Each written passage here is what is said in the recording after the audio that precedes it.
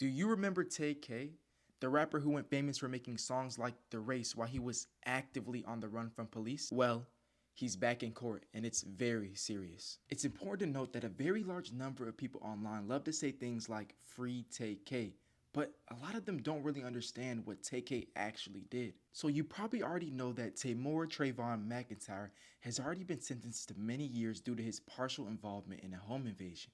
But what you might not know is that Tamor has been awaiting another trial, one that has just recently begun. So let me catch you up to speed. About a year and a half after the home invasion, while Tay-K was under house arrest awaiting trial, the nerves got to him and he made a decision that changed everything. He cut his ankle monitor and went on the run. He was seen on Twitter saying, "F this house arrest, F12, then go have to catch me on hood." Fast forward about a month to Tay-K and his goons driving around San Antonio, Texas. While they're driving, they see this short Hispanic man with a camera. Tay-K and his goons decided they wanted that camera, so they come up with a plan. They pulled the car over by the man named Mark, and they got to talking. I don't know exactly what was said. Maybe they offered to buy the camera, or maybe they offered to see it because they're into photography.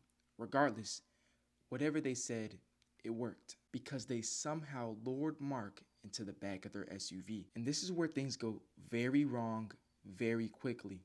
Listen closely. While everybody is talking and Mark is showing them his camera, all of a sudden somebody in the front seat pulls out a gun. And that's when the fight or flight hits Mark.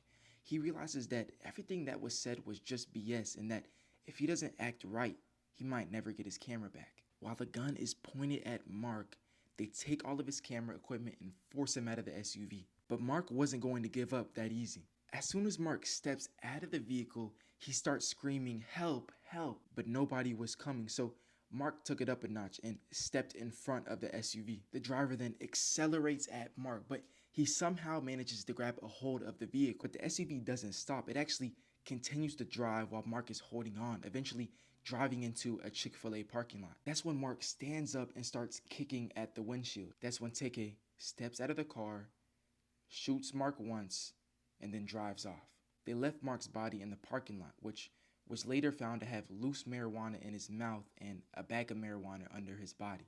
A few months later, Tay-K was captured by the U.S. Marshal Service in Elizabeth, New Jersey. And after a decision in court just yesterday, Tay-K now has another 80 years added onto his sentence. All I have for you is one question. Do you really think Tay-K should be freed?